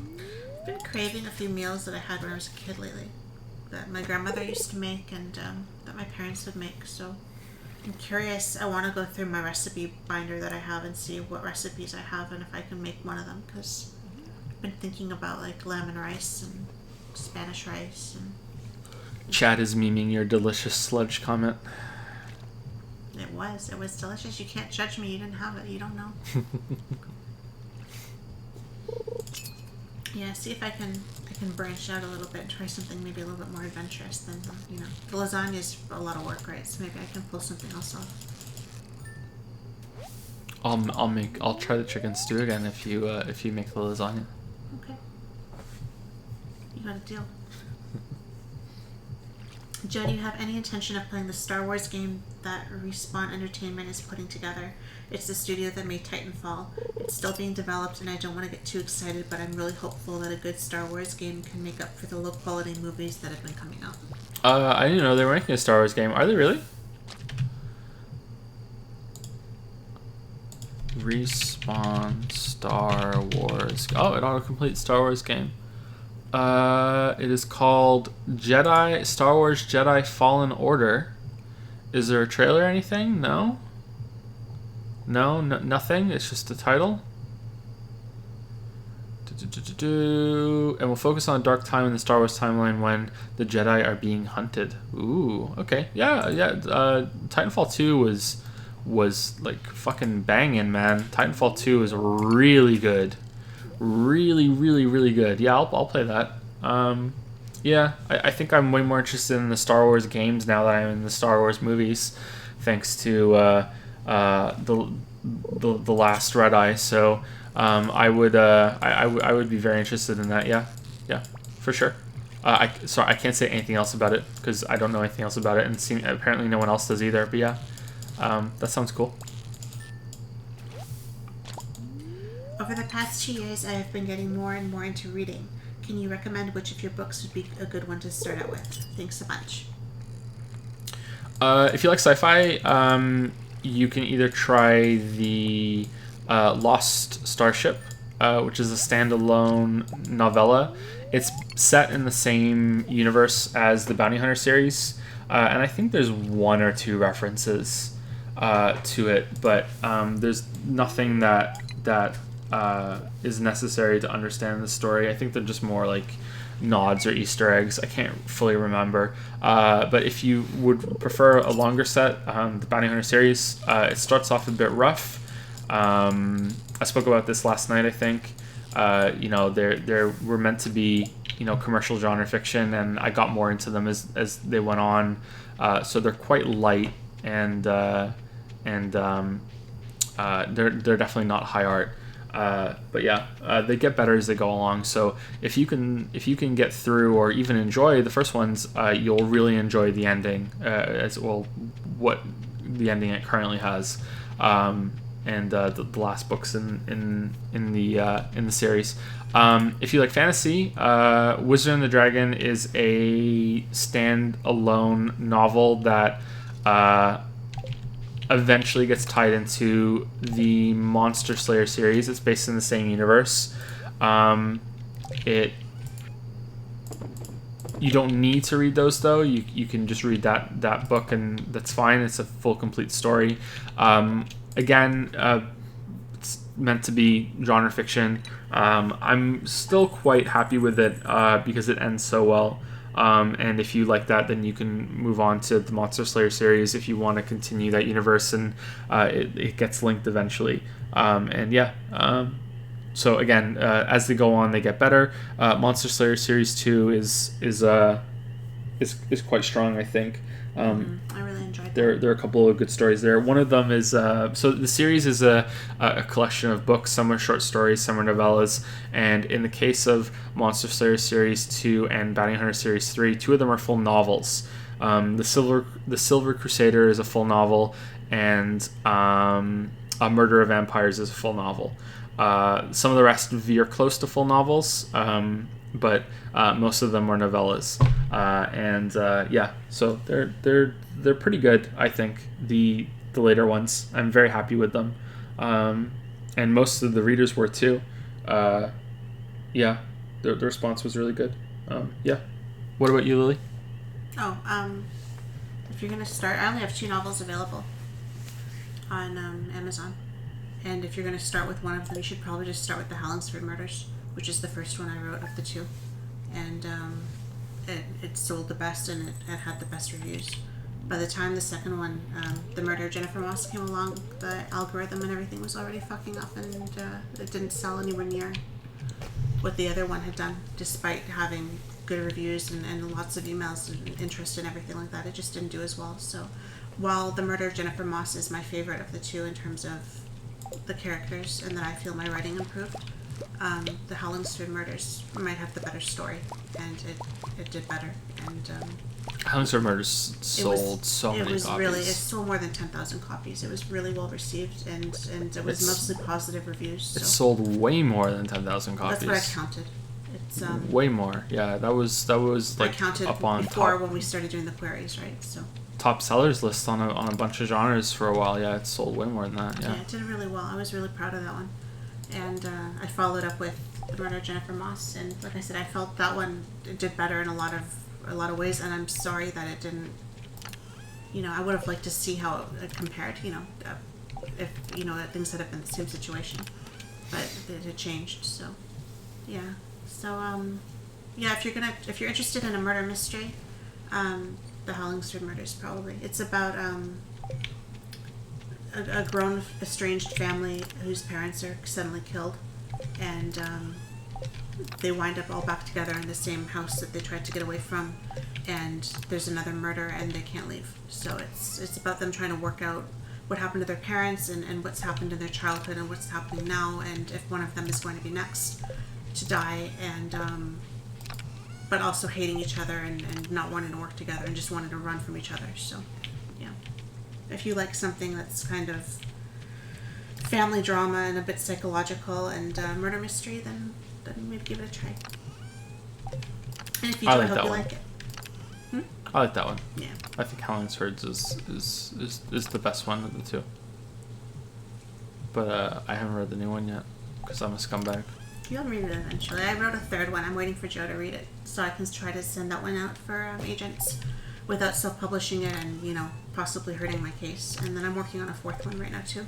That is not a murder mystery, so it's new territory for me. So we'll see how that turns out, or if I revert back to my murder mystery ways after this one. Where did I put my fertilizer? I thought I made fertilizer, not this one.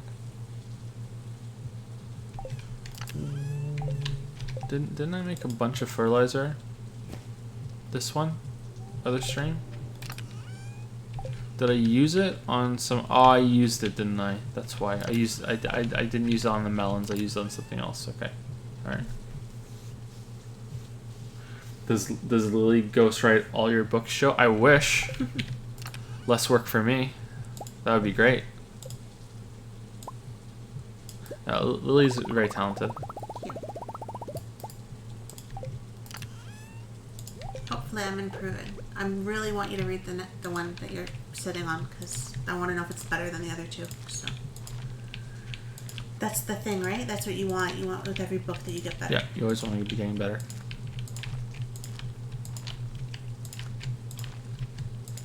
You want to read it back and you want to be like, wow, I wrote this. Right? Yeah. Especially because when you get into it, and it just kind of comes out of you, and then you read it back and you're like, wow, I did that. I didn't know I could do that. That doesn't sound like me. That character doesn't read like me at all. So that's a genuine, authentic writing, right? It's not just me recreating myself. It's a whole new character. So. Plot twist, Lily ghostwrites the whole channel. Are your books available anywhere other than Amazon? No, for now they're just available on Amazon. After the Witcher video is done, whenever that is, we'll be doing a physical release of The Wizard and the Dragon. I already have the cover made. It's been made for over a year now, I think, because we were going to do it sooner. But then Patreon blew up after we made that video, The Lion, the Witcher, and the Patreon. And a lot of plans changed after that because of the response. So yeah. So whenever The Witcher is done, the physical release book will follow. And I don't know about Lily's books. I don't know what's going to happen with the next one that comes out. By the time The Witcher's done, we'll probably have more about that, and they might coincide a bit. I don't know. We'll see. We'll see if the agent thing happens at all, and see how your book does, right? And then we'll see. As a procrastinator, how did you ever manage to sit down and write your books to completion? I'm an ex-procrastinator. Sometimes that happens. When I was in school, I was a big procrastinator, especially when it came to homework and projects and stuff. And I'm still somewhat of a procrastinator when it comes to, like mowing the lawn, or I have to go out somewhere and do something. But when it comes to work, videos and writing, I'm not a procrastinator at all anymore. I don't know why. Maybe it's just it's enjoyable, or I don't know. I can say that in part it's because of having kids when it comes to the channel. And that kind of lights a fire under your ass that you have responsibilities, so just fucking do it. But I wrote the books before the kids, so I don't know what it was about about the books that made it so I was okay with not being a procrastinator anymore. I think it was the payoff, and I think it was Maybe. I think it was having something you could do with narcolepsy that you could do that was an option, and Could be. And you saw results, right, from the very first. Yeah, the results helped a lot too. We before writing a lot of those books, we put a short story up on Amazon, and it sold really well. So there was results with the channel, though. I think it's also that I just feel very, very, very lucky and fucking fortunate to be in the position that I'm in. I'm very aware that I have a job that some people would kill for, and a lot of people don't realize the amount of bullshit that comes along with it.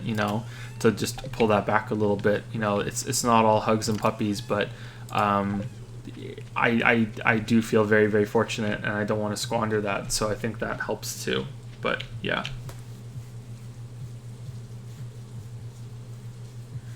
Did I ever think I was going to write books when I was younger? Yep. I think we both did, right? Yeah. Yeah. I was writing from 7 or 8 years old. I still have the books that the notebooks with the really childish writing in them. Lonely Heart says, "Wait, dude, you write fiction too?" I feel like this is a troll or sarcasm because we just spoke about it for so long. No, I think they might have just come back. Oh, did they just come back? So. Yeah, was the impression yeah. We used to promote the books more or in earlier videos, but we've stopped doing it now. I don't like promoting anything in the videos really, and we didn't need to. Shortly after that. Falzar is asking about the English level in the books and if they're hard maybe to understand since English isn't his first language. I have no idea. You can go on Amazon and go click on our books, and there's a preview that's included in it's the first however many pages in each of the books, and you can kind of get a sense of if you understand it, from that. So before you buy it, just kind of check it out and see if you're following it, and if you're not following it, then just let it go. Yeah, same for anyone who might be interested in not even reading the whole thing, just checking it out to see what it's like. Yeah, you can go and do that, and if you don't like the preview, don't get it. Absolutely, that's what it's there for. How many views do you hope for per video? Which videos have fallen way above and below expectations? Well, all of them have fallen above expectations, because I never expected the channel to get this far. But that's kind of a shitty answer, huh? In particular, The Witness. The Witness is a video that I barely made. Like, I was going to skip it and not bother. I didn't think that the script was all that strong. And I thought that maybe, even before I started writing, I thought I didn't have anything really good to say. And now it's above 2 million views, and it's the most viewed video on the channel. So that is by far and away has surpassed expectations the most. Soma and Edith Finch are both well beyond expectations as well, considering that I made those videos in a very short amount of time, and yet they are some of the most successful ones on the channel, not just in views but also response from people who watch them. Those videos are quite well liked. I'd like to do more like that, but it's hard to find those games, and also to know that it'll be a quick project and also worthwhile. As for below expectations, Uncharted 4 videos didn't perform nearly as well as I thought they were going to. Same for the Tomb Raider videos. I thought Tomb Raider 1 especially would do better than it did when it was first released. Releasing Rise of the Tomb Raider video almost killed the channel because that video was a ton of work back then. I was still learning when I did the Rise of the Tomb Raider video, and it was released and it did absolutely nothing. It was the first video that was released on the channel that wasn't posted anywhere after it came out. It didn't cause any growth whatsoever. It was a regular week at that point. Just no new subs, no new views really, and it was very disheartening to have that happen after hundreds of hours went into that video.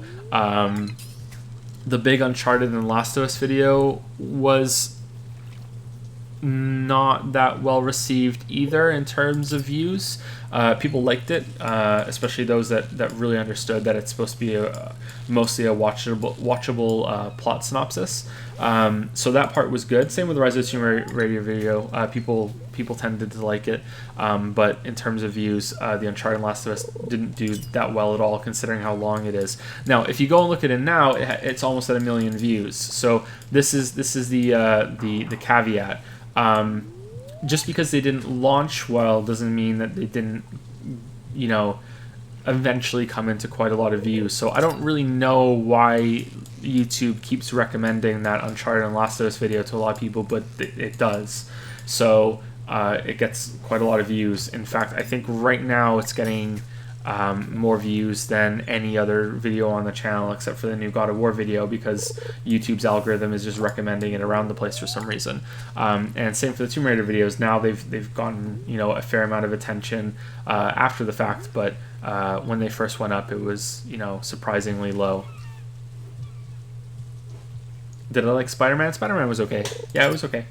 How is God of War doing? God of War is doing about what should be expected. It is doing better than a video like Subnautica, but it's not doing as well as something like Odyssey. In my experience, Sony exclusives don't do as well view-wise as Nintendo exclusives. And Xbox doesn't have exclusives, so it doesn't matter. PC exclusives, I have no idea. But yeah, my guess is that it would be the hierarchy would go Nintendo exclusives, then Sony exclusives, then PC. That would be the ranking. But there are exceptions to that. For some reason, people are really hungry for videos on Bethesda games. Not so much Souls. A lot of people seem to think that Souls is the bread and butter of this kind of thing, but Souls videos don't really do all that well compared to Nintendo games and Bethesda games.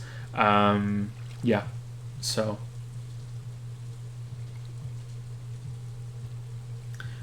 Jacob keeps asking about pasta. We don't use ragu. We use hunts when we make pasta sauce, spaghetti or whatever. And Joe doesn't really eat any Chef Boyardee, but if I'm hungry and we have a can of beefroni in the cupboard, I will eat it. Yeah.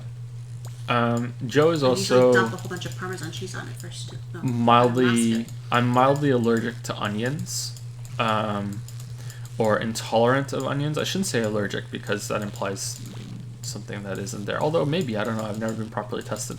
I love onions. I would like to eat them, but onions give me horrendous stomach acid, acid reflux.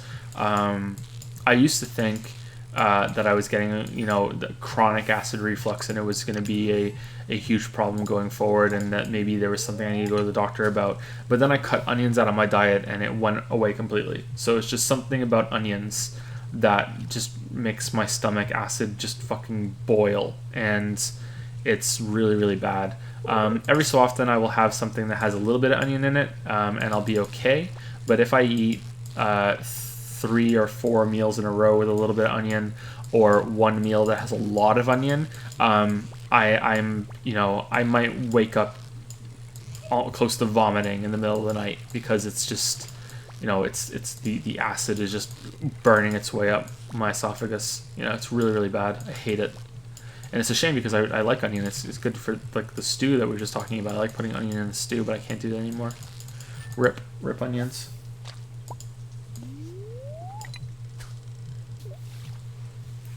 A Persona 5 video would do gangbusters? Yeah, probably. Yeah, I agree with that. Yeah. Have you seen how many views the highlight has on YouTube? I think it's over 250,000 views. Yeah, I can't put onions in the lasagna. Or the chili or the chicken or anything. Sometimes we sneak a little bit of them in, or we use a sauce that has some onions in it. I usually just throw a little bit of powder on it now, and that's gives the illusion that there's, either some onion in there or some garlic in there. Garlic seems to bother me a bit too, so. I don't know about that actually. We get around it for, you know. I'm not. That's inconclusive. Well, we could try it again. That's fake news. Fake news. I would have to As the put some kids garlic say, in it. fake and gay. Remember calling it back for the last stream. I usually just put it in the lasagna, the We're- fresh garlic. We're talking about the lingo that kids use nowadays, and fake and gay is one of them. I don't know where that comes from. Fake news.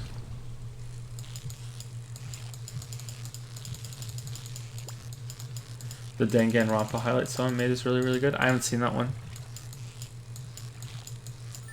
The Persona 5 one is really well done. I've watched it twice. It's really good. Have I tried VR? No, I haven't. I haven't tried VR.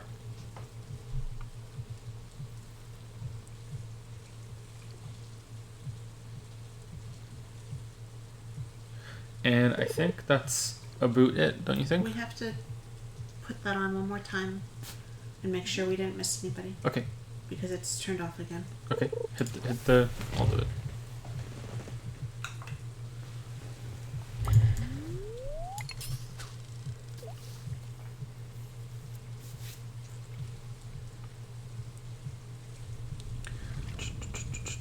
Is it working? Yeah. Oh, there it is. There you go. It's working.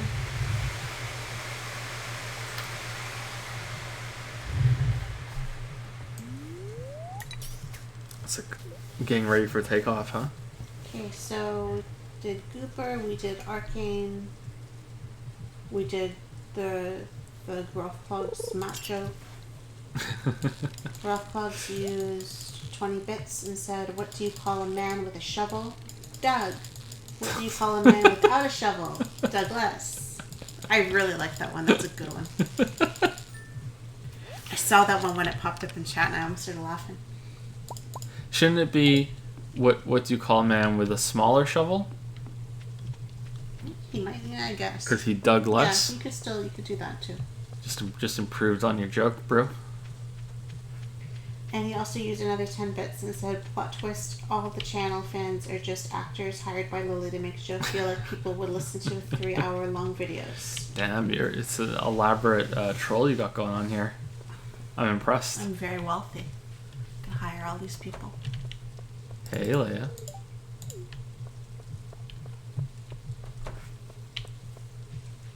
And that's it, we're done?